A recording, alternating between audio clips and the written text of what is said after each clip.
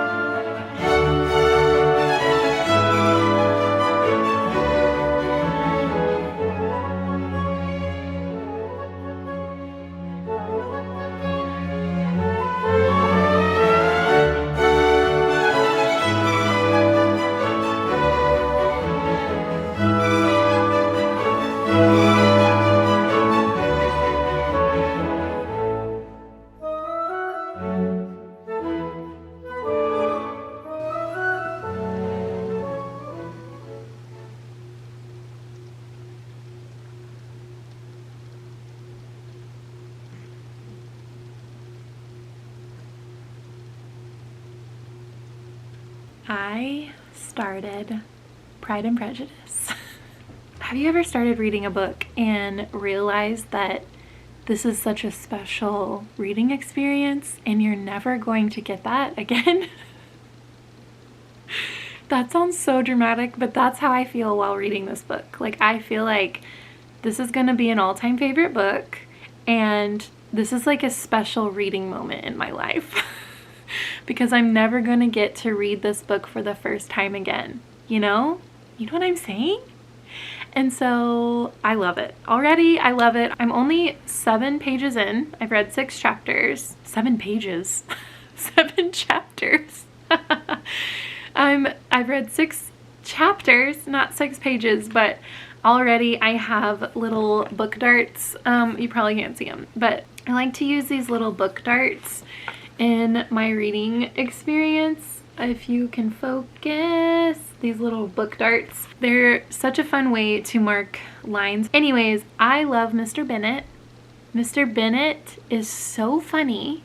He's so quirky and like hilarious.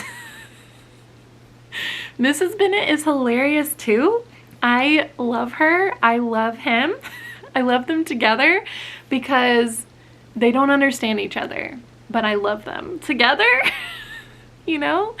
So far, I just love it. It's just so good. We've met all the family. We've met Mr. Darcy, Mr. Bingley. There's been much excitement surrounding them coming to this town, this little village. I just feel like, I don't know, I just feel it in my bones. Like, I don't know, have you ever had that feeling? If you've had that feeling where you start reading a book and instantly you know this is a special reading experience and you're gonna love this book, let me know what book it was down below. Just tell me about your experience with that, because oh my gosh, this is it. This is it. So yeah, literally not far at all. I'm just really enjoying physically reading it. So I am just gonna take my time and not worry about when to get this vlog up because I just want to enjoy this reading experience so much. So anyways, yay. Also, today I get to meet a booktuber for the first time. Her name is Bethany. She is so sweet.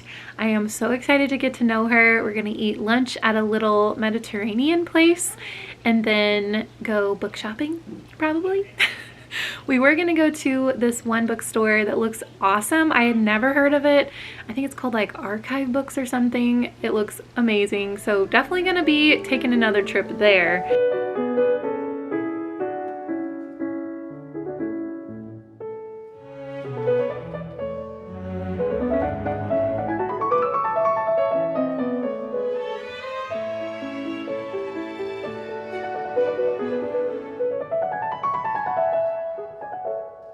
Surprise, surprise, I only vlogged that teeny tiny clip of me and Bethany together.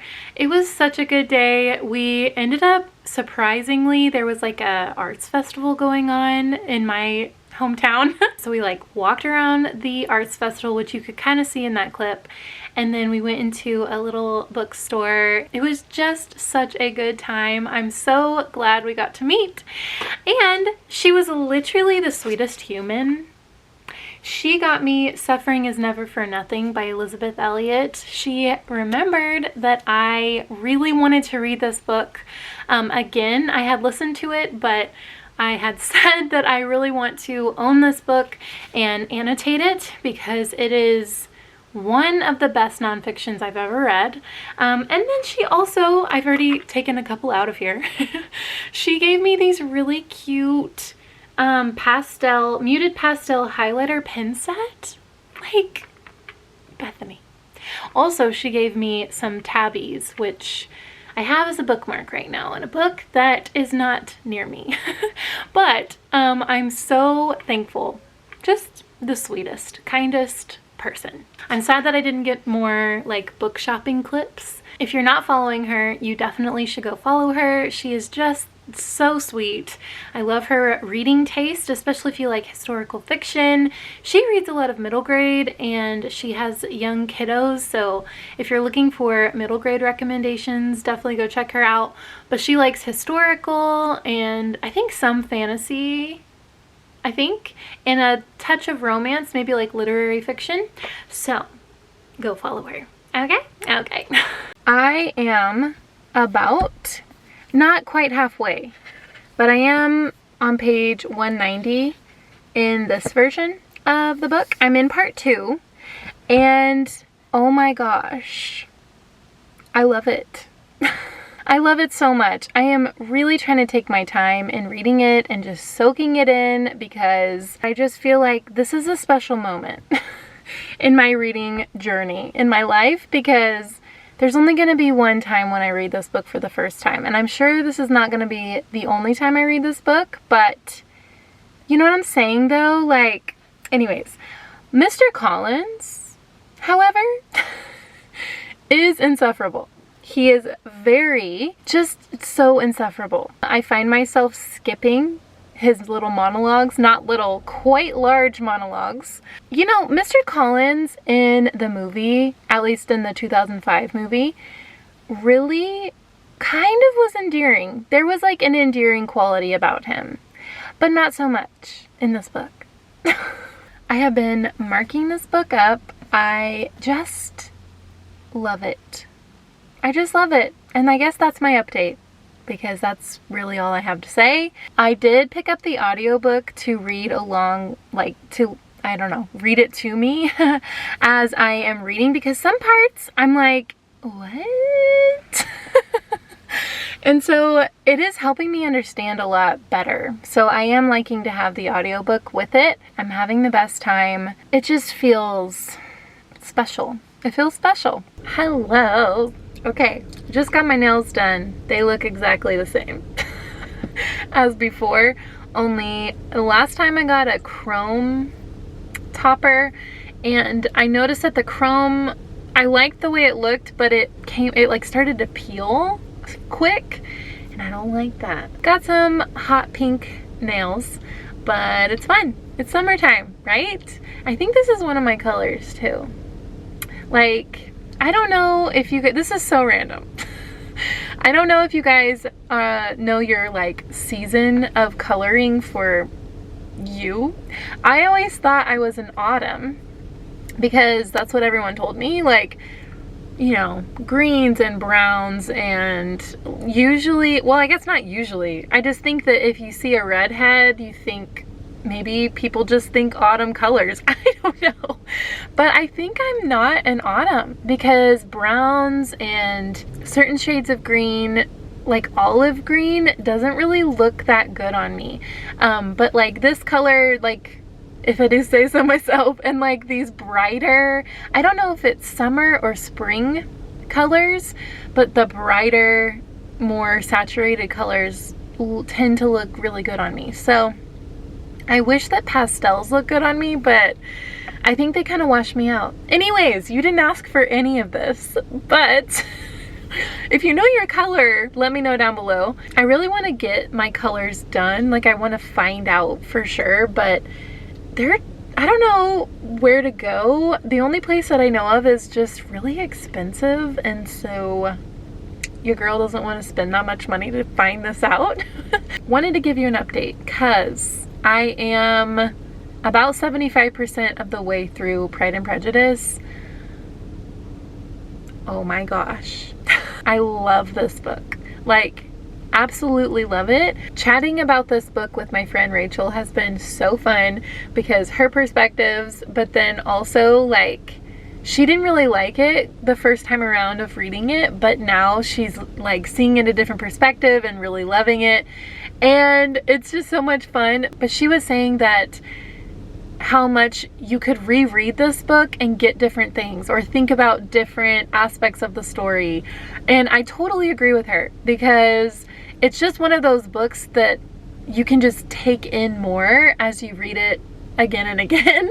And I definitely want to be rereading this. And this is one of those books that people say if it's their favorite book, they read it every year or at least every couple years. And I get it. I get it now. Okay, that's what I'm saying. Another thing that me and Rachel were discussing is that the contrast of characters is so good. Like, take Elizabeth and Jane. Elizabeth is very strong, very opinionated, pretty skeptical of people for the most part. Like, she is pretty skeptical of people, or once she has a view of them, she's pretty entrenched in that view.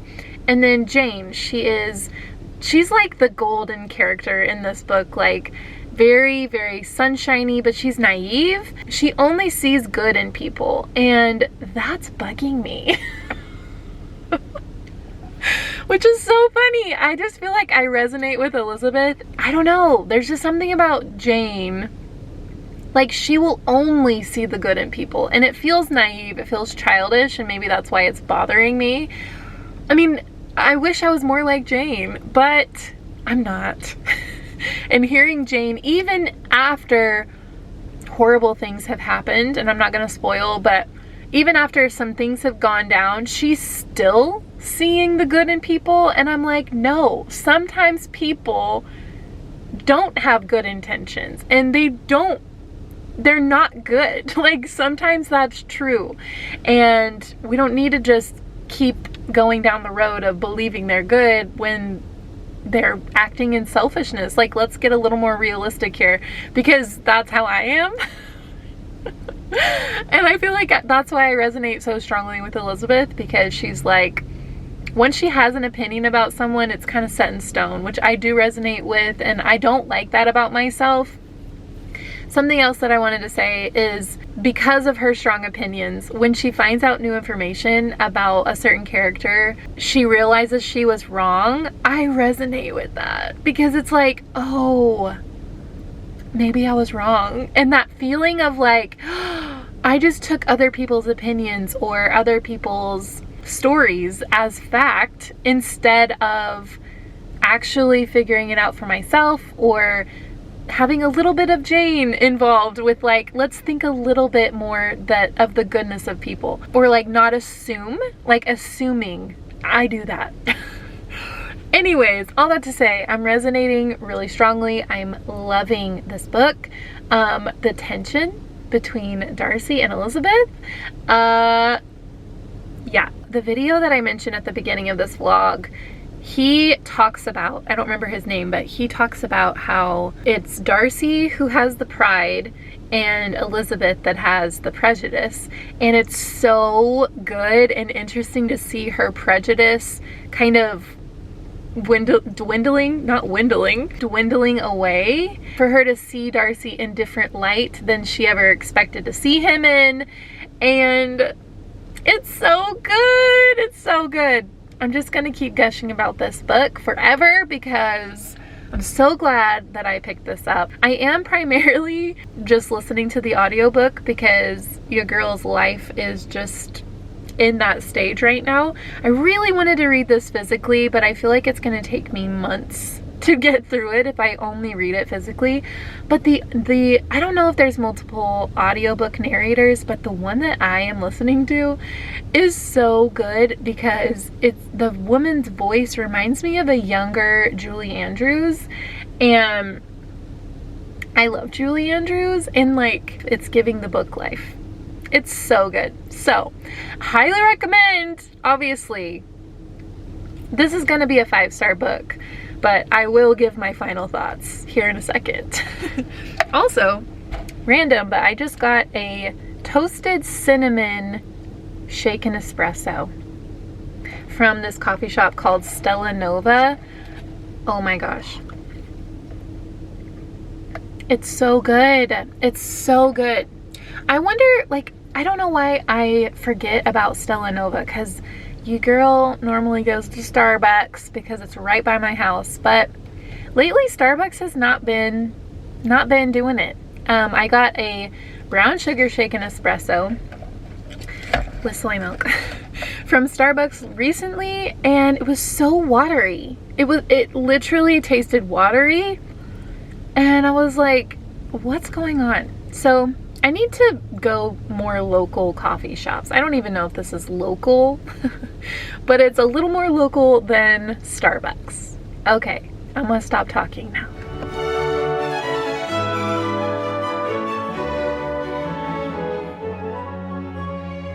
I finished it. I mean, you already know, right? Like, you already know what I'm gonna say 1,000 times. How much I ardently admire and love this book. Okay? I loved it. That's the gist. Really love the complex characters we get in this book. Also, the last clip that I filmed, I talked about how I love how you can see the prejudice in Elizabeth and you can see the pride in Darcy. And Rachel was like, actually this time around reading it, she sees both in every single character, which I'm sure some of you scholarly, if you're out there watching, you're probably not watching my videos, let's be honest. But if you are really into Pride and Prejudice, maybe that's something you already know, but just the mix of Pride and Prejudice in every character in here, I just love it. I love thinking deeply about this book. I love the selflessness of Darcy towards the end. I love reconsidering ideas that you feel so strongly about, but then coming to what is really true. I love the mix of getting letters in this book too. I think that's a fun mixed media, if you will, element to this book. I love that. I love Darcy's letter. I just absolutely adored this book. Okay, it's all-time favorite level here. It's very interesting because my two favorite books are classics. What? I've not considered myself to be a classics girly, but here I am with two favorite books as classics. This one and Little Women. And I have really good feelings about books like Anne of Green Gables, and I can't think of any others right now. But I'm just saying, maybe I'm more of a classic girly than I thought. I'm so happy that I just had the best time. Elizabeth and Darcy forever. I love Elizabeth's character. The characters I love the most in this book. Let's talk about that for a second. I love Elizabeth. I do love Darcy. He grows on you. Especially when you think like he's just misunderstood. I know that's so like, he's just misunderstood, but he really is. I think it's interesting that as she gets to know him, she's realizing, well, maybe he's not mean. Maybe it's just like a social awkwardness type of situation. I also love Mr. Bennet. I wish that we got more of Mr. Bennet. I was really enjoying his little one-liners in the beginning and how he kind of just like stirs the pot and lets it happen, or he's like so annoyed with his family. I just think it's funny. I wish we got more of him. We definitely got our fair share of Mrs. Bennet, and I'm not gonna lie to you, I understand. Like, she's just trying to make sure her girls are set up for the future. But by the end, I was like, okay, we get it, girl. Also, Lady Catherine de Bourgh. No. I loved that scene with Elizabeth and Lady Catherine. Oh my gosh. I had forgotten about that scene. I just loved it. I love it in the movie, but I love it in the book. I just feel like Elizabeth is so strong. She's not afraid to keep her boundaries, you know? So quick-witted even. And the way she can like poke holes at Lady Catherine's arguments and such, I just loved it. So Jane, I found myself getting a little bit annoyed with her, which I did not think that would happen. I love her in the movie. Not that we should compare the movie always, but that's what I have in my mind as my first love, if that makes sense. But friends, thank you so much for watching. I hope you enjoyed this video. If you have another classic romance or just a classic that you think I might enjoy, if you know that I love Little Women and also Pride and Prejudice, let your girl know, and maybe I'll be reading more classics. Who knew? Who actually knew? But I really appreciate you watching. I pray that you are blessed today, that you feel the love of the Lord today. And by the Lord, I mean Jesus Christ. I just want to say, if you are going through anything difficult or hard, He's not far off. God is not far away. In the Bible, it talks about that, how he's not far off if you were to just reach out. And so I pray that if you're going through something hard and you're feeling alone, that you would reach out to him. Just pray and ask him to make himself known to you. And of course, if you're interested at all about Jesus or anything of that nature, I would love to chat with you. So find me on Instagram and send me a message, and I would love to talk to you about that. Thank you again so much for watching. If you want to hit that subscribe, I would truly love it. And I guess I'll see you next time. Bye.